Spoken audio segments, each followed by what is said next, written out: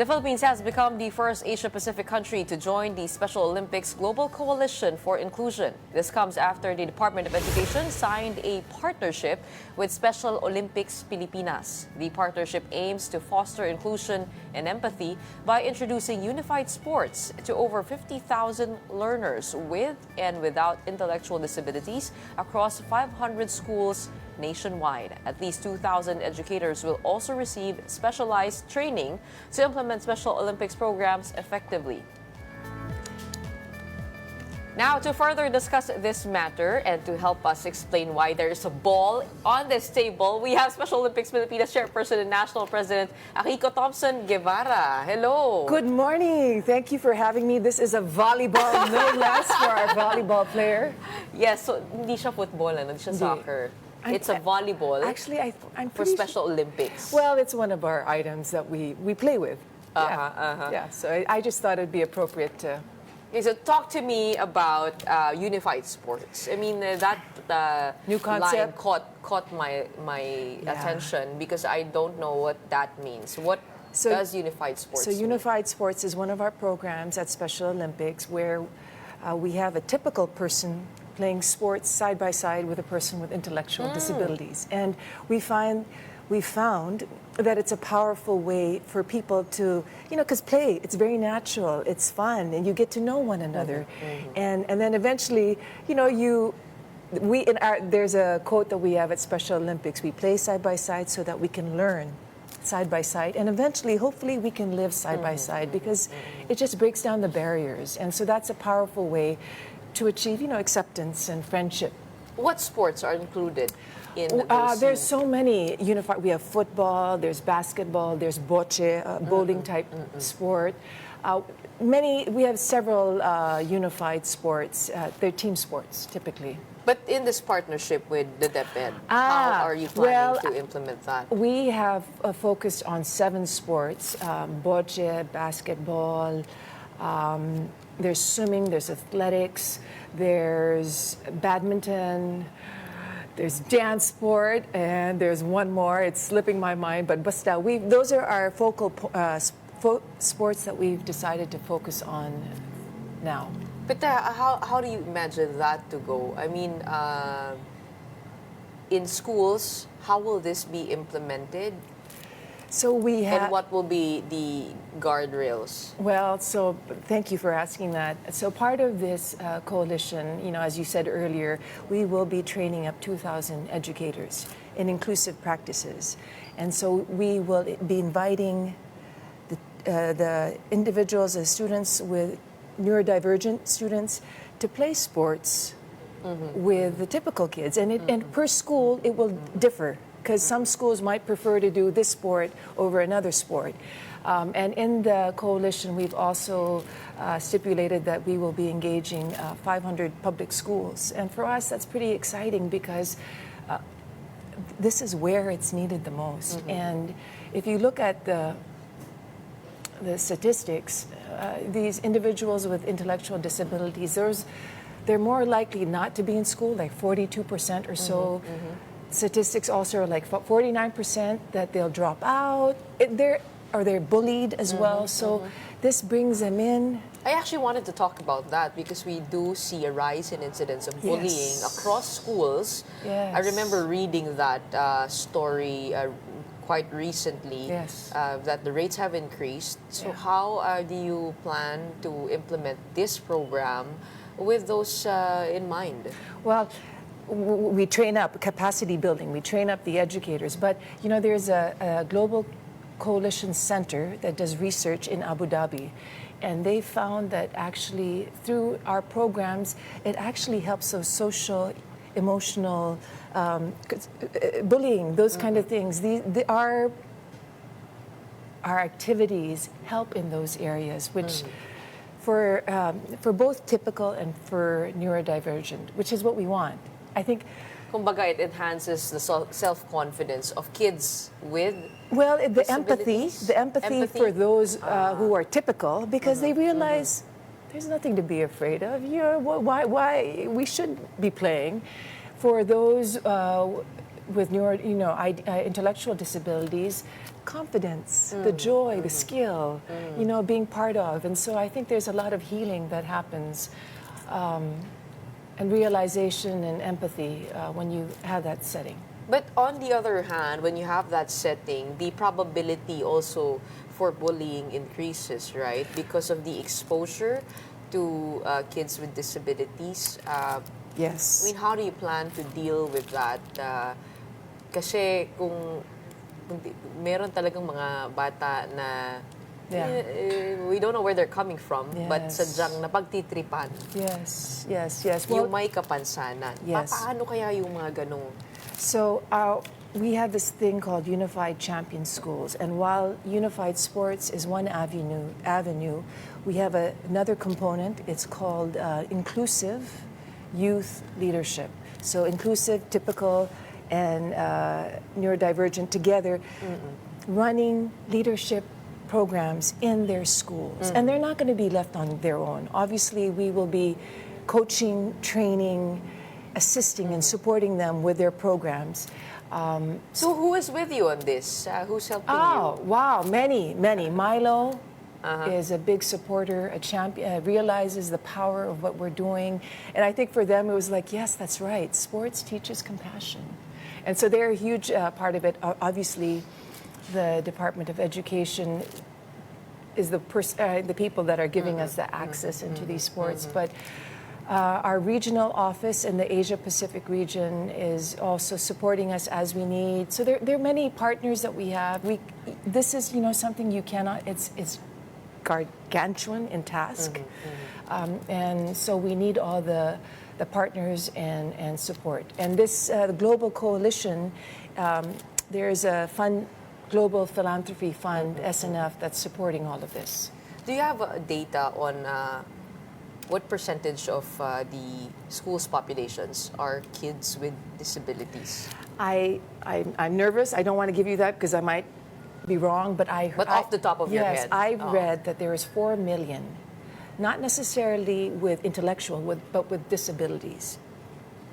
So, I mean, and I think we all know within our circle, people with autism, with, different, within our circles, there's so many. So it is actually a good opportunity for them to find themselves across a slew of opportunities, right? Yes. I mean, we have seen some success in the Special Olympics with our swimmers. Yes, with our bocce players. We participated at the 2023 World Games, and I'm going to get the quote. How far have we gone? Oh my gosh, we've had golds and bronze, and we've medaled there. And then more recently, we competed at the Asia Pacific bocce tournament. Sorry, what's bocce? Bocce. Forgive my don't worry. It's kind of like a mixture of bowling, where you have a white ball that's the target, and the red ball tries to get and the green ball tries to get as close to the white ball, and so who comes the closest? It seems easy, but it's quite hard, and I've experienced unified sports, and so we do well in bocce. Yes. Which other sports do we do well in? We're actually quite good, not bad in basketball, I have to say, and swimming. Si Ernie Gawilan, alala ko, na-interview ko yan. Yes. Galing naman siya sa Davao. Yes. Doon siya natuto, Yes, sa ocean. yung ocean ang naging niya. But Gretchen, I have to, Ernie is with a para, which addresses physical disabilities. Special addresses people with intellectual disabilities. So they're typically slower learners. That's different. Yeah, so we are separate. Para happens typically, the Para Games happened a month after the Olympics. We have our own World Games, Summer Games, but it happens on a different time frame. So that's the difference. Yes. Not a lot of people understand that line. No, you're right. And so they're special for the intellectual. So pag sinabi nating intellectual disability, what is included in that they're list? Slow learners typically. There can be people on the spectrum, autism spectrum. They're Down syndrome. Some people are born with it. Some people have injuries later on, brain injuries that affect them. So, yeah, it's a cerebral palsy. It's a whole. So are you putting a different personnel or an additional personnel to help enforce this program, or is it going to be added into the skill set of physical educators already in their schools? Educators already in the schools, although because Sa PE yeah, ito. well, PE, but also educators. It can be other teachers, not just PE. Okay. But I mean, we're leveling up, and so we also will have to expand and grow as the needs require. But how will that be integrated into the DepEd curriculum? Or is it going to be a special Well, playtime? No, this happens after school. These programs will happen after school, okay. and since the MOU signing, we have a technical working group. So just all these details. Where do we bring our? We've had pilot projects in SDO Pasay, Las Piñas, Binyan, Santa Rosa, who have been running our unified champion schools, and so we have like a test kit of what works. And at our MOU signing last Tuesday, Pasay shared the best practices, how they were able to successfully in 92 days run such a wonderful campaign. And obviously for them, the LGU office was very instrumental in the success of their program. So we're hoping that they too can share their best practices with the schools and districts to come. As a chairperson of the Special Olympics Pilipinas, what is your vision for this? Where do you want to take it? And also, how do we understand this partnership, this historic partnership between the DepEd and Special Olympics Pilipinas? What opportunities do you see for kids with intellectual disabilities? Yes, thank you for that question. So our dream at the board level is to bring our programs nationwide. And with this MOU, we're headed in that right direction. For individuals with intellectual disabilities, inclusive education is so important in helping them uplift and transform and change their lives. And so we're excited that we have access. What was the second part of your question again? How do we understand this historic partnership? And how personal is this to you?